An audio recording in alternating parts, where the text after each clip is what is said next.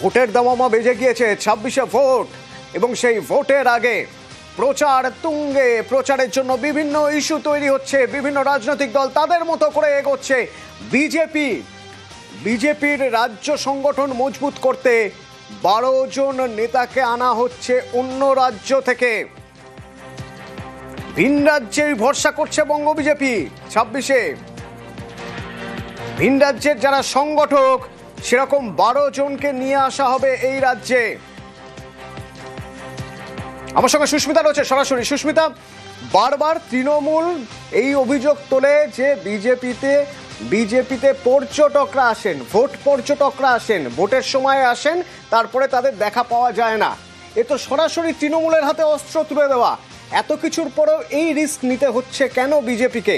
তাহলে কি রাজ্য বিজেপির উপর খুব একটা আস্থা রাখতে পারছে না কেন্দ্রীয় নেতৃত্ব?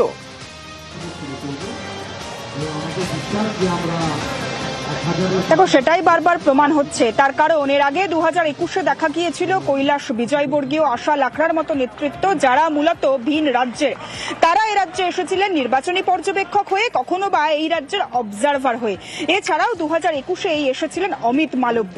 সুতরাং 2021-এও যেমন ভিন রাজ্য থেকে ভোট পর্যবেক্ষক, নির্বাচনী পর্যবেক্ষক কিংবা প্রচারের ক্ষেত্রেও তাদেরকে আনা হয়েছিল সংগঠনকে মজবুত করার কাজে। ভিন রাজ্যের নেতাদের উপরেই আস্থা রেখেছিল বিজেপি। তবুও তারপরে 2021 কিংবা 2024 কোনো ক্ষেত্রেই বিজেপি ফলপ্রসূ বা মনোপ্লুত ফল পায়নি।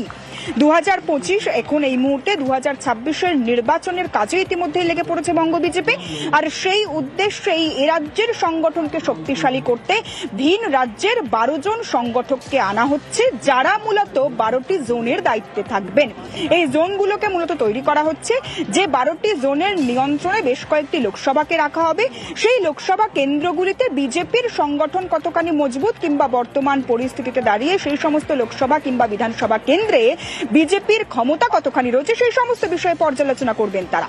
সেখানেই প্রশ্ন উঠছে, যেখানে নির্বাচনী পর্যবেক্ষক হিসেবে ইতিমধ্যেই ভূপেন্দ্র যাদব এবং বিপ্লব দেবকে নিয়োগ করা হয়েছে, সেখানে অন্য রাজ্যের সাংগঠনিক সাধারণ সম্পাদক, তাদের উপরে ভরসা করতে হচ্ছে রাজ্যের সংগঠনকে বুঝতে।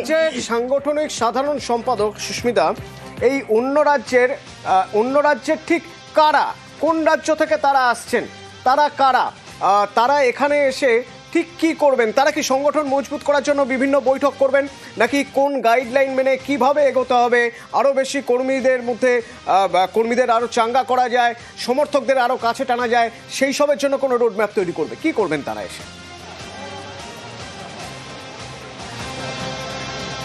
দেখো, বিজেপির কাছে এই মুহূর্তে সবচেয়ে বড় দুর্বল জায়গা আদি নব্য লড়াই, বিজেপির নিজেদের মধ্যে কলহ। সেই অন্তর্কলহ ঘুচিয়ে কিভাবে সংগঠনকে মজবুত করে সকলকে এক সূত্রে গাঁথা যায়, সেটাই এই মুহূর্তে বঙ্গ বিজেপির একমাত্র লক্ষ্য।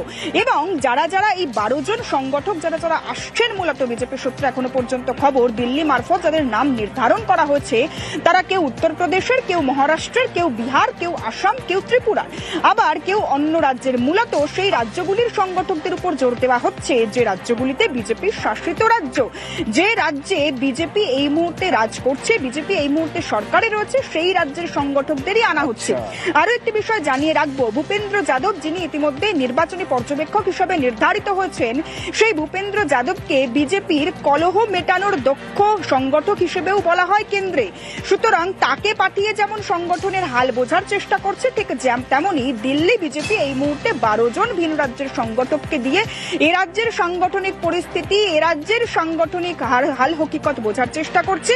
তাহলে কেন্দ্রের ভরসা কি সত্যিই নেই রাজ্য বিজেপির উপর? সেই প্রশ্নটা আরো একেবারে সামনে আসছে, প্রকাশ্যে আসছে। বঙ্গ নেতাদের উপর কেন্দ্রীয় নেতাদের ভরসা নেই, এই অভিযোগ বারংবার এসেছে। এবং দিল্লিতে গিয়ে বঙ্গের নেতারা সংগঠন নিয়ে যে সমস্ত রিপোর্ট দিয়েছেন, সেই রিপোর্ট খতিয়ে দেখতে দিল্লির তরফ থেকে টিম এসেছে, খবরও প্রকাশ্যে এসেছে। সুতরাং দিল্লির নেতারা দিল্লির পছন্দ মাফিক ভিন রাজ্যের সংগঠককে দিয়েই যে মূলত এ রাজ্যে 26-এর নির্বাচনী বৈতরণে পার হতে চাইছেন, সে বিষয়টি আরো একবার স্পষ্ট। তবে তাকে কতখানি সফল হবেন তারা, কারণ 2021 সেটা সময় বলবে। কারণ এর আগে সুস্মিতা আমরা দেখেছি যে এই একই ছকে এইভাবে এগিয়ে বিজেপি খুব একটা লাভ হয়নি, কিন্তু তারপরেও সেই একই পথ বেছে নিতে হচ্ছে। তার কারণ আর কোনো উপায় বিজেপির কাছে এই মুহূর্তে নেই।